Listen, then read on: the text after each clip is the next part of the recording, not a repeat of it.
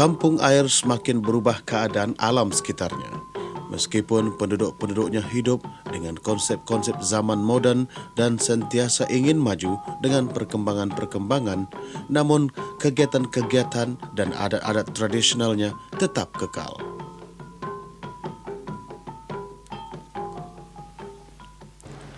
Pengalaman dan kemahiran yang dipunyai oleh sesebuah kampung adalah berlainan dalam mengeluarkan hasil kerja tangan, antaranya seperti kemahiran tradisional di bidang bertukang emas, perak, loyang, tenunan, memburis perahu, menganyam tikar, bakul dan lainnya. Salah satu kegiatan ekonomi berkaitan dengan suasana dan evolusi sosio-budaya kampung selain dari penduduk-penduduknya yang masih ramai menjadi nelayan dan tidak kurang yang berkhidmat dengan kerajaan dan pihak swasta.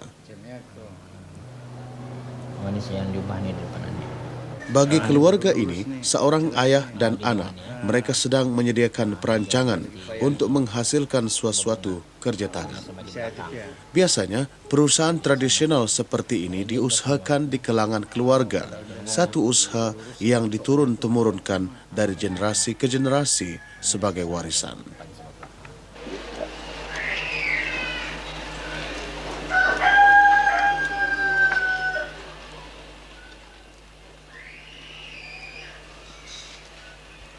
Awang Haji Ibrahim bin Tahir berusia 78 tahun adalah seorang tukang bedil yang tidak asing lagi dengan nama, kemahiran dan pengalamannya. Sebagai asas, dian dicairkan untuk membentuk bedil.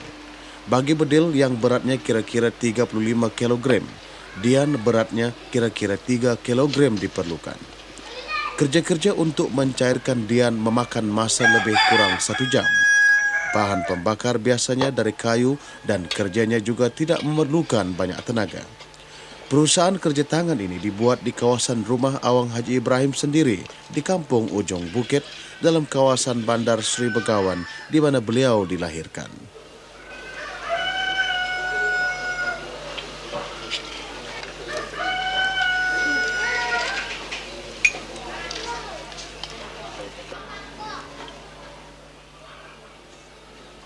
Hari ini, berbagai kemudahan terdapat.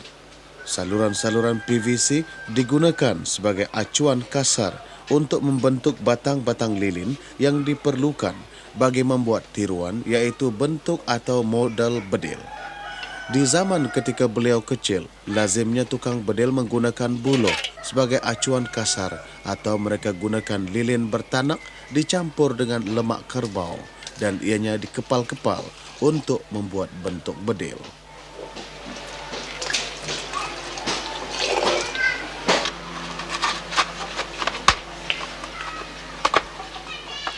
Pembuatan bedil tertakluk kepada bilangan yang diperlukan, yaitu mengikut penempahan atau keinginan tukang bedil itu sendiri. Mengeringkan dian memakan masa lebih kurang 1 hari. Dan untuk mengeluarkan batang-batang dian seperti ini juga adalah memerlukan pengalaman bagi mengelakkan ianya patah. Dengan bantuan Awang Muhammad Zain bin Haji Muhyiddin, salah seorang dari cucunya yang menuntut di Universiti Brunei Darussalam, Awang Haji Ibrahim melarik untuk membentuk contoh bedil. Dengan menggunakan alat-alat ala tradisi dan kikir lama sebagai pemotong, proses artistik untuk mengukir bentuk bedil amat mudah dilihat. Apa jua gambaran dari lukisan yang dilihat sudah cukup bagi Awang Haji Ibrahim untuk menyempurnakan bentuk bedil. Masa 1 hari, 3 tiruan dapat disiapkan bergantung kepada jenis yang dibuat.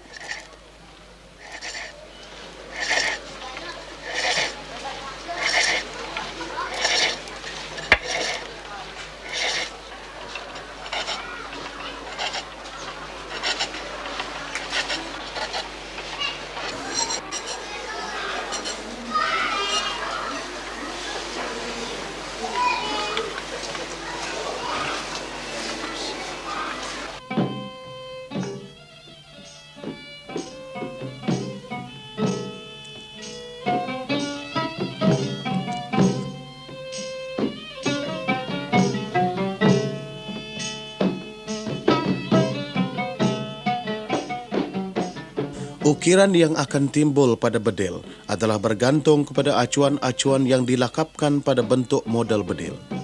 Ini ialah ukiran bunga pucuk rebung dan air mulih, dan bedil-bedil yang diusahakan ini adalah semata-mata sebagai hiasan dengan berbagai nama yang lain.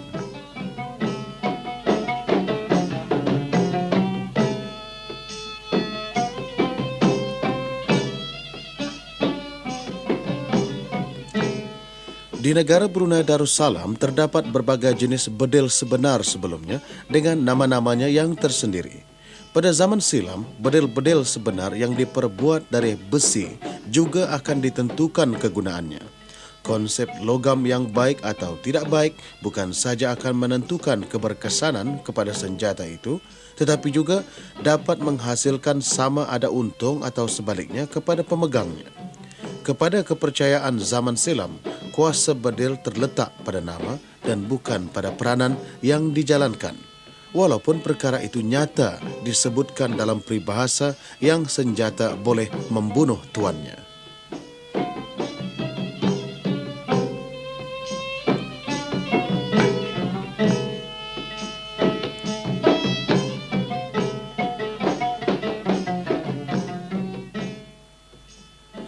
Banyak bedil Brunei dianggap bersemangat disebabkan terdapatnya berbagai lembaga terletak di atas bedil-bedil itu yang melambangkan kuasa dan kekuatan.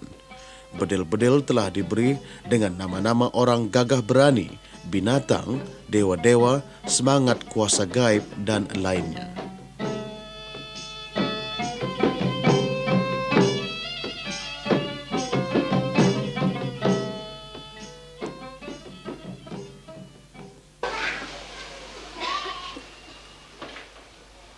Inilah bengkel kecil di mana Awang Haji Ibrahim mengusahakan kerja tangan dari bahan-bahan tembaga. Terletak dalam kawasan kediamannya, hubungan kerja dapat dijalankan dengan mudah dan licin.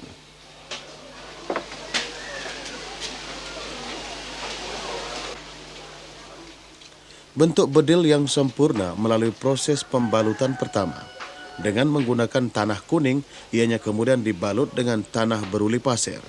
Untuk mengukuhkan pegangan dalam bungkusan, ianya dibalut lagi dengan batang besi dan kawat tebal sebelum bungkusan terakhir yang menggunakan tanah liat yang beruli ampa padi dibuat.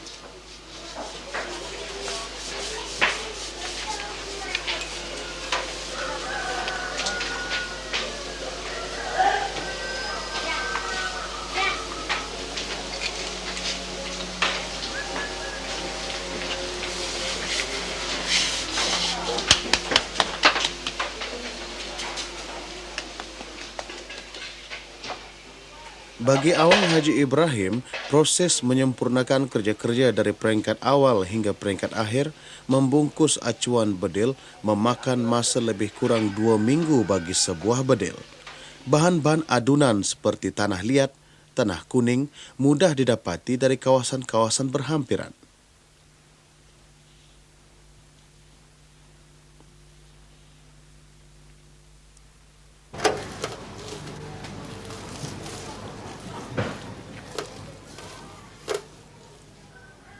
Salah seorang lagi pembantu dalam keluarganya ialah Awang Haji Abdul Hamid bin Tahir, adik kepada Awang Haji Ibrahim.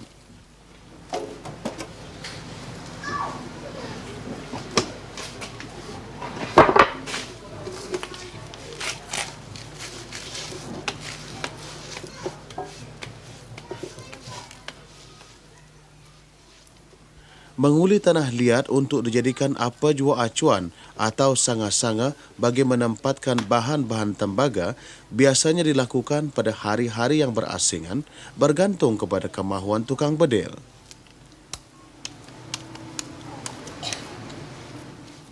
Seperti Awang Haji Ibrahim, Awang Haji Abdul Hamid mula berkecimpung dalam bidang ini sejak kecil lagi yang diwarisi dari orang tuanya.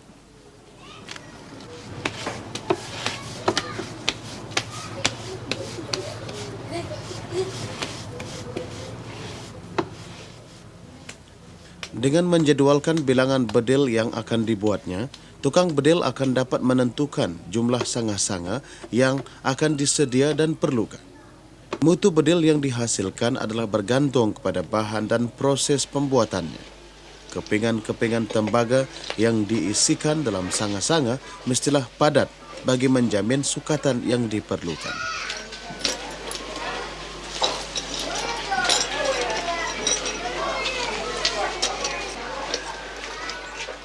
Tiap-tiap sebuah sanga-sanga berisikan bahan tembaga seberat 2,5 kilogram. Bagi mengukuhkan lagi sanga-sanga, ianya dilapiskan dengan tanah kuning seperti keadaannya dengan pembungkusan awal contoh bedil dan ditutup padat dengan tanah liat beruli ampa padi.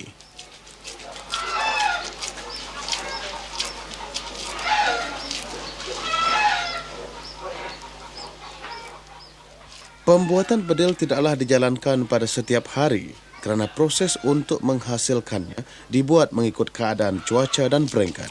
Ketika itulah juga Awang Haji Ibrahim mengalihkan penghasilannya di bidang pembuatan celapa, kiri, canang, tempat pensil, kipas kapal, loceng dan lainnya yang diperbuat dari tembaga. Ini pun bergantung kepada tempahan.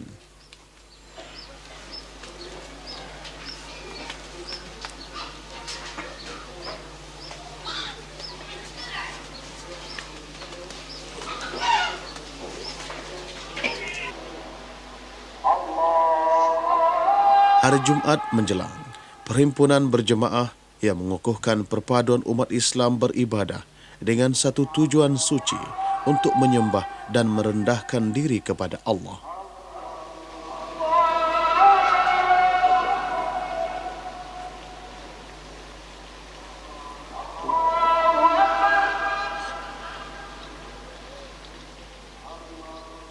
Awang Haji Ibrahim dan beberapa orang anak serta cucunya adalah di antara jemaah yang penuh khusyuk dan tawaduk menunaikan sembahyang, bertakwa kepada Allah yang Maha Esa.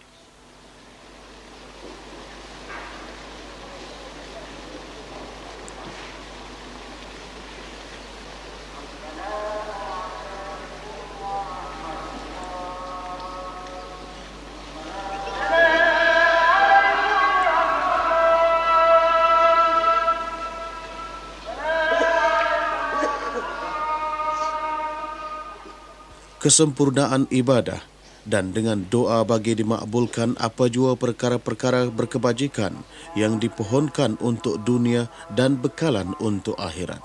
Kebesaran bagi Allah.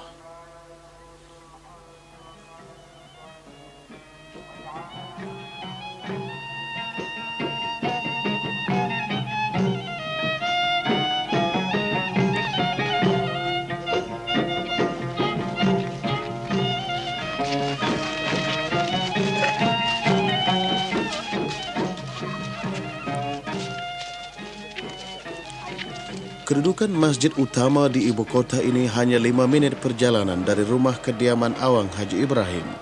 Inilah di antara hari kelepasan yang dirasakan nikmatnya. Di samping menemui sahabat handai semasa di masjid, Awang Haji Ibrahim juga dapat terus membimbing dan mengukuhkan lagi budi pekerti, semangat tabah serta keimanan kaum keluarganya dalam sama-sama mengembangkan syiar Islam.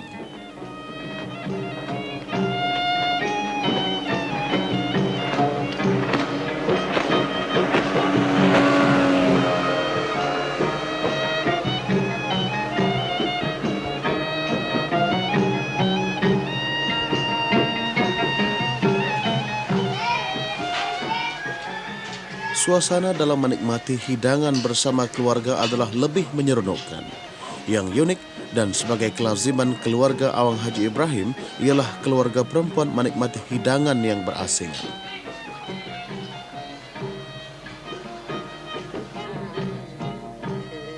Hajah Aminah binti Haji Abdul Razak, istri Awang Haji Ibrahim. Dalam perkongsian hidup, mereka dikurniakan 10 orang anak lelaki, 5 perempuan dan 30 orang cucu. Meluangkan masa bersama keluarga mengukuhkan lagi rasa kasih sayang yang sedia terjalin.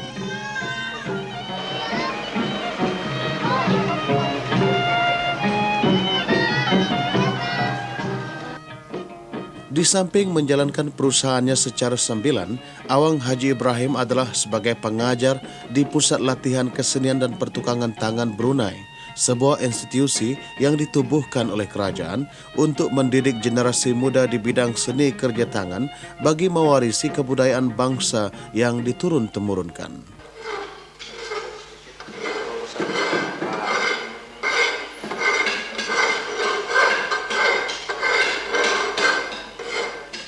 Awang Haji Ibrahim diambil untuk menjadi guru sejak tahun 1975 kerana pengalaman dan kemahirannya di bidang pertukangan tangan.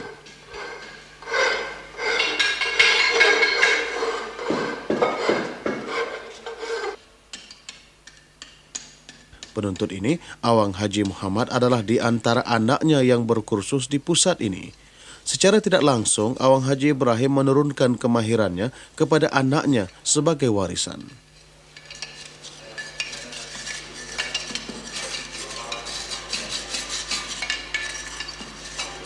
Ini penyekat Ini penyekat punya ini.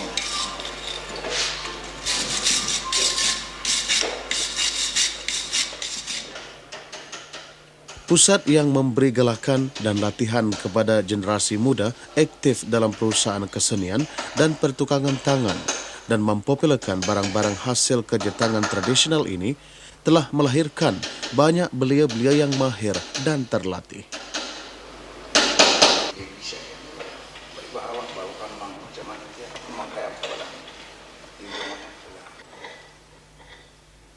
Di samping cara moden, ada beberapa proses yang dijalankan mengikut cara tradisional. Bagi Awang Haji Ibrahim, mengajar bukan saja sebagai satu aset yang dicurahkan kepada penuntutnya, tetapi pengalaman semula jadi yang ditimpa dari pergaulan bersama rakan sejawat dan penuntut. Di samping itu, Awang Haji Ibrahim sendiri mampu menambahkan pemikiran dan idea-idea baru sebagai ganjaran kepada peranannya itu.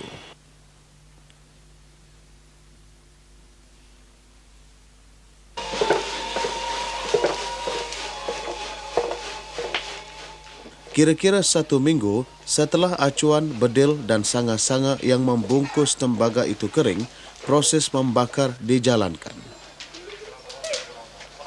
Kalau dulu untuk menyejukkan badan kerana suhu pembakaran yang begitu panas, mereka biasanya terjun ke dalam sungai yang berhampiran. Tetapi hari ini, mereka menggunakan kemudahan yang lebih baik dan selamat.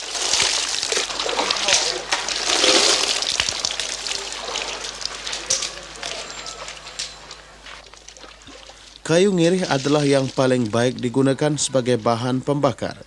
Ini adalah kerana arangnya yang membakar lama dan suhu yang sesuai. Jumlah batang-batang kayu yang digunakan biasanya mengikut muatan perahu dengan perbandingan jumlah bedil yang diproses. Pembakaran acuan. Mengikut pengalaman tukang bedil, memakan masa kira-kira 2 jam dan dilihat juga keadaan kemerah-merahan di bahagian tangkainya. Sementara pembakaran sanga-sanga berisikan tembaga memakan masa 3 jam sebelum ianya dapat dibangkit. Kemari. Kita sambat. Kawasan yang agak luas diperlukan bagi memudahkan proses penyempurnaannya. Menuang cecair tembaga dijalankan terus-menerus tanpa berhenti bagi mengelakkan kebekuan berperingkat yang mungkin berlaku dalam acuan. Jika demikian, tidak akan menghasilkan mutu bedil yang baik. Bagi menentukan cecair tembaga disalur dengan lancar, bilah dicucuk ke lubang sanga-sanga supaya ianya membakar dan memanaskan tempat saluran. Lagi ambil sedikit.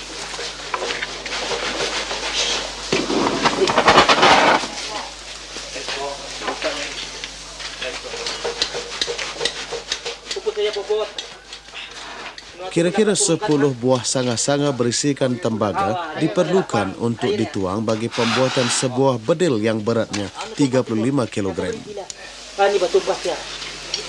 Buatkan sedikit ya. Menyandar. Buat ya. Buat itu sebelah sana dulu.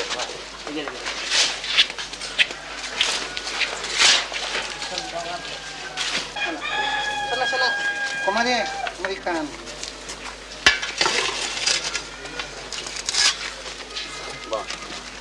Rinot angkat. Wah, Lepas.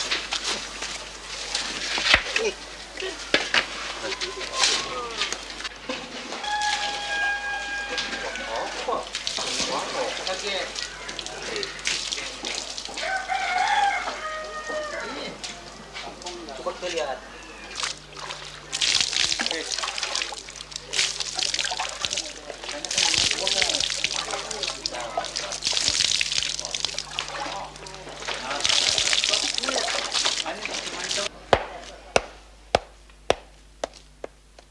Mengeluarkan bedil dari bungkusan acuan hanya menggunakan tukul besi dan alat pemotong kawat. Dalam masa 4 jam setelah sejuk, ianya sudah boleh dipecahkan. Kekuatan bentuk bedil bergantung kepada bahan tembaga yang digunakan, ikatan yang sempurna, lapisan-lapisan tanah yang diadunkan, dan suhu serta lamanya proses pembakaran dijalankan.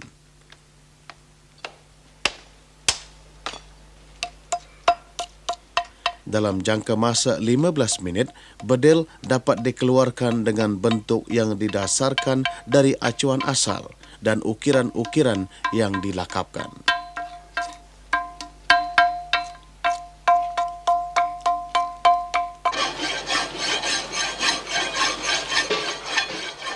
Bagi apa jua hasil kerja tangan yang dipahat dengan seni ukir yang kreatif, kerja-kerja penghalusan yang terakhir adalah perlu bagi penyempurnaannya.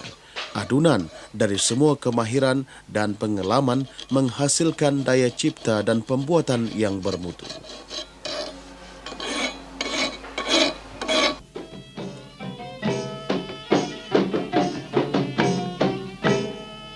Awang Haji Ibrahim, seniman yang abadi, telah mencipta satu hasil kerja tangan.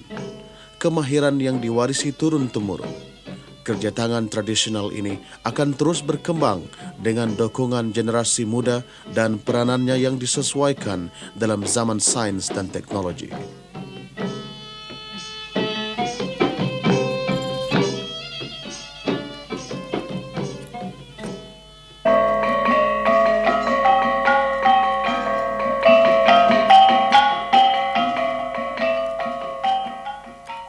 Hasil kerja tangan Awang Haji Ibrahim banyak sudah dipasarkan. Tempahan juga semakin bertambah bagi perusahaan tradisional yang dijalankan secara sambilan. Sementara barang-barang yang diarsipkan antaranya seperti alat-alat guling tangan ini dipopulerkan persembahannya di kalangan keluarga.